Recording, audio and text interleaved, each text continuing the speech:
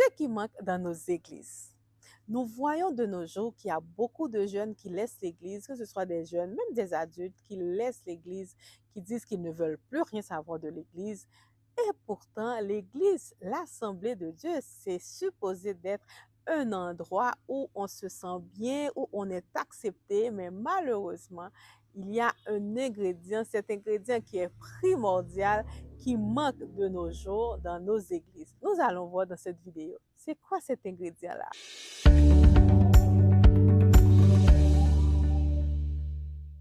Mon nom est Nadine, bienvenue sur notre chaîne Le Lieu Secret. Sur cette chaîne, nous parlons de relations simples et authentiques avec le Seigneur. Si c'est ce que vous recherchez, alors je vous dis bienvenue dans la famille. Et si vous êtes déjà abonné, je vous dis merci. Mais si ce n'est pas encore fait, bon, je vous invite à vous abonner.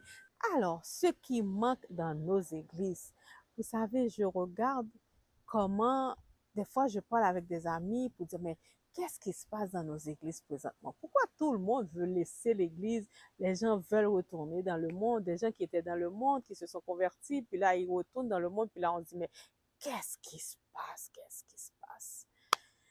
Et là, je priais, je dis, mais Seigneur, c'est quoi ça? Pourquoi tout s'est refroidi comme ça? Et là, je suis retournée dans la parole, et c'est ce que la parole de Dieu nous dit qu'au dernier temps, là, la charité du plus grand nombre se refroidira.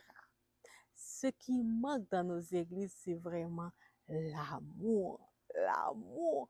Vous savez, quand on aime, on ne juge pas. Quand on aime, on accepte l'autre tel qu'il est, peu importe la façon dont il est. Ce n'est pas à nous de juger. Une assemblée, c'est supposé d'accueillir les gens à bras ouverts. Je ne dis pas d'embrasser leurs péchés ou quoi que ce soit, mais que la personne se sente pas jugée. Et je pense que c'est le fait de ne pas se sentir jugé qui va nous faire comme comprendre que nous sommes dans un état et avec le Saint-Esprit qui va faire son travail, on va se rendre compte, on va dire, mais je suis dans l'assemblée des saints, donc je ne peux plus vivre dans cet état. Et nous lisons dans 1 Corinthiens 13, justement, c'est un verset qu'on lit souvent dans les mariages et pourtant c'est un verset qui devrait s'appliquer tous les jours dans notre vie, donc qui parle de l'amour, comment l'amour devrait être. Le verset nous dit que l'amour est patient. Donc, vous voyez quelqu'un qui est à l'église, puis là, vous connaissez la vie de la personne, puis vous savez que la personne a une vie peut-être qui n'est pas très conforme à la parole, mais il faut être patient. Combien de fois vous et moi, là, nous avons vécu dans un péché pendant des années? Le Seigneur a été patient avec nous. Mais nous ne voulons pas être patients avec les autres. Nous voyons l'autre, nous connaissons sa vie, puis là, nous voulons que l'autre, là, dans une semaine, que la personne soit parfaite. Vous savez, la vie chrétienne, c'est un processus. 1 Corinthiens 13 nous dit aussi que l'amour est plein de bonté. Combien de fois que nous devrions être bons envers les autres, mais nous sommes méchants avec les enfants des gens, nous sommes méchants parce que nous voulons que tout le monde se ressemble, mais nous avons chacun nos caractères, nous avons chacun notre façon d'être. Donc, nous ne sommes pas patients et nous ne sommes pas bons non plus. La parole nous dit aussi dans 1 Corinthiens 13 que l'amour ne se vante pas, il ne s'enfle pas d'orgueil. Combien de fois sommes-nous orgueilleux? Nous sommes tellement orgueilleux dans l'assemblée de Dieu que nous avons notre place à l'église. Vous savez, il y a des gens là, c'est comme tu arrives à l'église, tu t'assois, surtout si tu es un visiteur, tu sais pas, mais tu arrives, tu t'assois. Puis là, les gens vous disent, mais non, c'est ma place. Tu es comme, ok. Parce que c'est pas écrit nulle part. Mais on est enflé d'orgueil. Bon, ben, c'est ma place, c'est mon église. Donc, on est tellement orgueilleux. Oui, mon pasteur prêche beaucoup mieux que ton pasteur. Donc, on devient comme l'orgueil là, ça pète. L'orgueil est là, puis omniprésent dans notre vie. Et aussi dans l'église, on voit, on se vante tout le temps. On se vante de quoi? On se moque de quoi? Nous sommes tous des pécheurs qui ont reçu la grâce de Papa. Donc, il n'y a personne de saint dans les églises. La parole de Dieu nous dit, il n'y a personne de saint, pas même seul. Tous ont péché. Tous ont péché. Nous sommes tous des pécheurs qui recherchons la sainteté, qui essaient de marcher dans la sanctification, qui essaient de plaire à son papa, qui, des fois, fait des erreurs, puis on se repent, puis on continue la route. Donc, c'est la même chose. Il faut savoir que certaines personnes sont plus lents que vous, mais accompagnez-les dans la prière. Ne jugez pas. La parole de Dieu nous dit il y a seulement un juge et c'est le Seigneur. C'est le Seigneur, le seul juge. Lui seul peut juger. Quelqu'un qui arrive à l'église, puis c'est pas votre façon de faire à cette église-là. Non, mais c'est pas grave. Acceptez la personne. Acceptez la personne. Ouvrez vos bras à cette personne-là et vous allez voir comment la personne peut être changée du tout au tout parce que la personne se sent aimée. Quelqu'un qui se sent aimé, c'est quelqu'un qui s'épanouit parce que la personne sait qu'il n'y a personne qui me juge. Les gens m'acceptent tel que je suis. Je ne dis pas d'accepter que des choses qui, qui sont contraires à la parole de Dieu. C'est pas ça que je dis. Mais des fois, nous devrions, l'apôtre Paul nous dit aussi, nous devrions être faibles avec les faibles. N'essayez pas de quelqu'un qui vient d'accepter le Seigneur, puis là que vous voulez que la personne soit comme vous, ça fait comme 30 ans que vous êtes à l'église, que vous connaissez la doctrine, que vous connaissez tout, puis là vous voulez que la personne qui vient de se convertir soit comme vous. C'est impossible, c'est impossible. Donc, soyons des êtres patients, soyons bons avec les autres. Ne nous enflons pas d'orgueil, ne cherchons pas notre intérêt. Vous savez, de nos jours, ce que je vois, c'est qu'il y a... Bon, je ne vais pas dire qu'il n'y a personne, je ne vais pas généraliser, pardonne-moi Seigneur, je ne vais pas généraliser.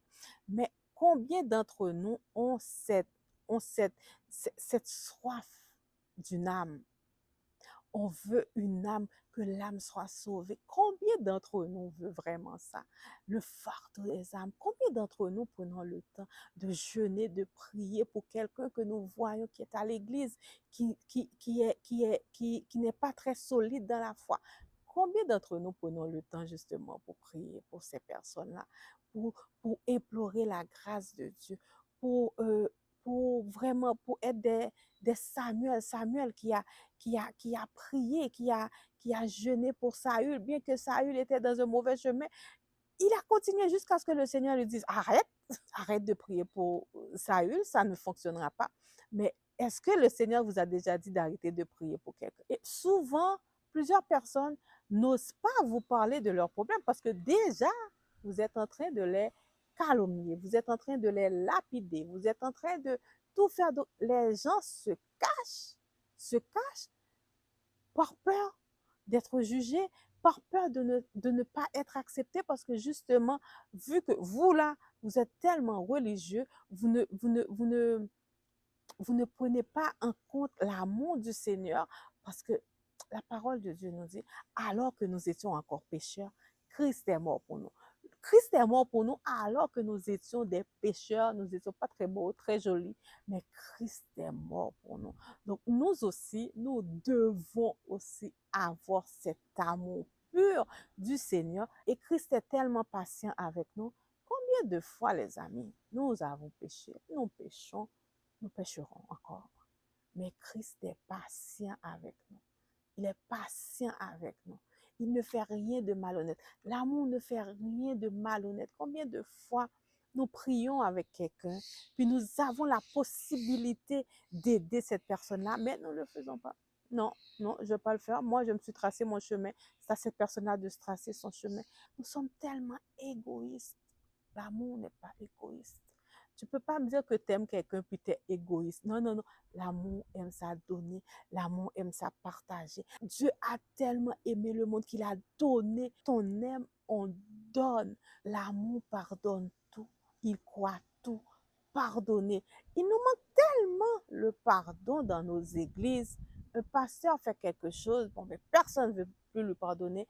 Un fidèle fait quelque chose, personne ne veut plus lui pardonner. Donc le pardon, là, c'est presque absent dans les églises. On fait une erreur une fois, puis c'est fini. Tout le monde est après nous. Personne ne veut pardonner. Mais vous savez, combien de fois le Seigneur nous a pardonné?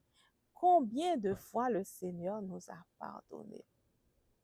Donc, les amis, cette vidéo, c'était juste pour vous dire d'avoir cet ingrédient-là, de demander au Seigneur de nous apprendre à aimer parce qu'il est amour. Lui, il peut nous aider.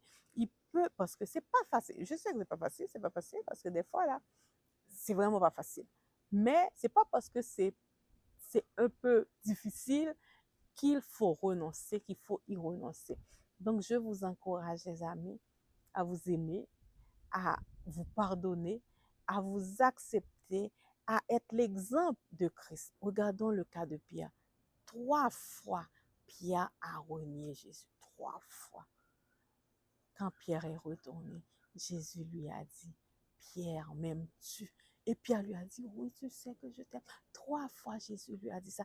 Comme ça, c'était pour montrer à Pierre que oui, tu peux tomber, mais l'amour peut te relever. Donc, quand quelqu'un tombe, mais que la personne sent qu'il est aimé, que la personne ne sent pas de jugement, la personne va être beaucoup plus facile à se relever que quand quelqu'un tombe et que vous continuez de lui piétiner dessus, ça va être difficile pour cette personne-là de se relever. Et c'est triste, c'est malheureux de voir qu'il y a des gens qui iront au paradis, mais qui causeront la perte de beaucoup à cause de leur comportement, à cause de leur façon de faire, à cause d'une façon qu'ils pensent que c'est comme ça qu'il faut faire.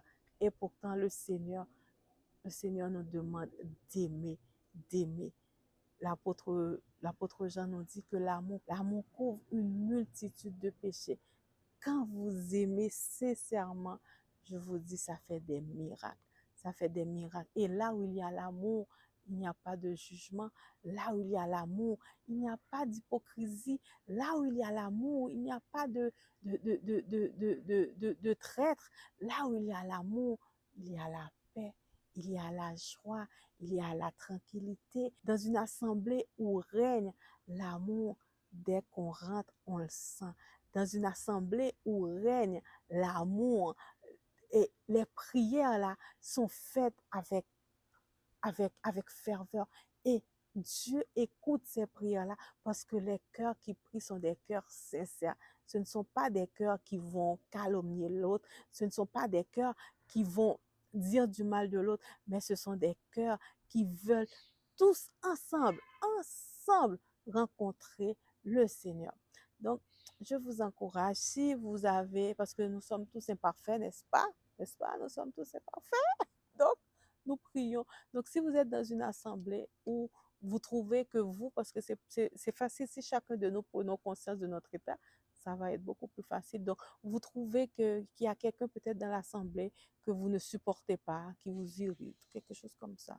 Donc, priez là-dessus.